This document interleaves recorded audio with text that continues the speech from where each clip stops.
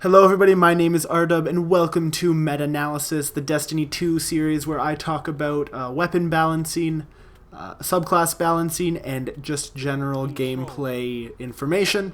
So let's get right to it.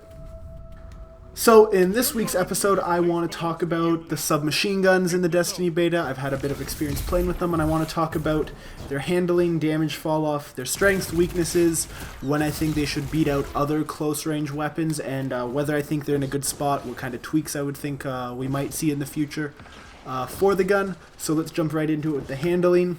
I love how they handle. They're very snappy. They do reward you for knowing when to scope in and when to hip fire, as you guys will hopefully see in the gameplay behind me, or behind my voice, you know, that stuff. But it's a very snappy handling. The hip fire feels very natural with these guns. You don't really need to aim when you're in super close range, when you're worrying about where they are as opposed to how you're aiming at them. You just kind of want to hit them. It's very good on that regard. To me, the damage fall off is very reasonable, and that is because it is also hard to land shots at a farther range due to the recoil pattern of these SMGs. I'd be worried if there's an SMG that becomes very stable and that you could land the shots at the close mid-range, like consistently on the head. But as of right now, when you hit center of mass at mid-range, it does a decent amount of damage, but does not melt nearly as much as close range. I think the damage fall off and the spread, if you will, of the gun is fairly reasonable. It rewards you being skilled and definitely punishes you for not knowing how to aim, as in my case half the time. So, quickly, the strengths of the SMG in the Destiny 2 beta. Obviously close range engagements, hip fire, and aerial engagements. I found it was really helpful with the hunter jump for getting up above and coming down while firing to really get the maximum amount of damage on them without them really getting a clean shot off on me.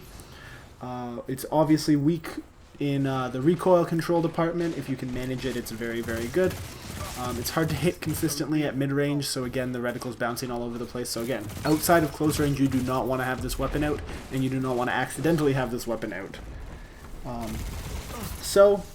Let's talk about it in relation to the other very close range current primary slash secondary weapon, or energy weapon, the sidearm.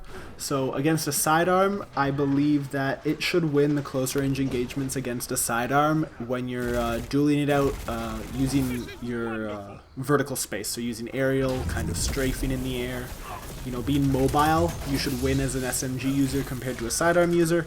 If you're straight up landing blow for blow, you might want the sidearm user to win out. That's just my thought with it. The SMG is a much more at least horizontally fluid gun. The sidearm can be punishing when you don't land your shots, but again, if they're landing their shots head on against you without really jumping or anything, like, that's their prerogative, and they should probably win that gunfight. I've seen about 50-50 in sidearm versus SMGs. Those are rare right now in the beta. But that's where I think they stand with relation to each other. They're very, very close either way, which I think is a very good thing that Bungie did. The very close range weapons perform almost the same in the same ranges, which is expected, and it doesn't punish you for having one playstyle over the other, really. It's just which one do you like better, what are you more comfortable with. So, I do think the SMGs are slightly underpowered in the current meta, or the current state of the beta. Not really a meta, there's no meta that's developed yet.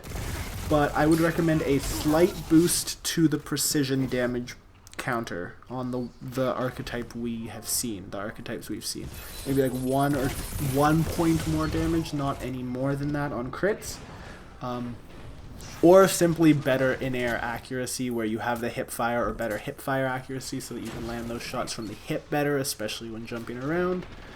But yes, a slight tweak to the SMGs, I believe, would be needed to make them viable, especially when a lot of other weapons, such as pulse rifles and such, are very good at the mid-range still.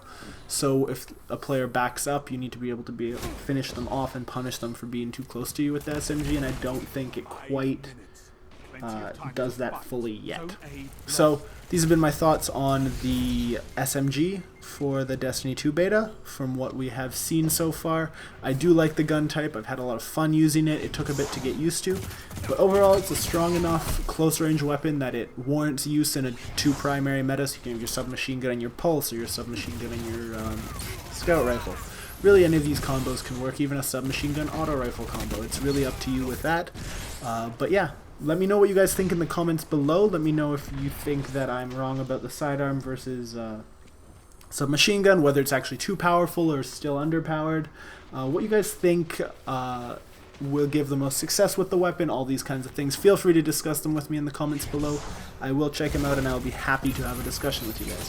So for now, my name has been Rdub. Thank you guys so much for watching this series of Metanalysis with Rdub, and I will see you guys next time. Meow!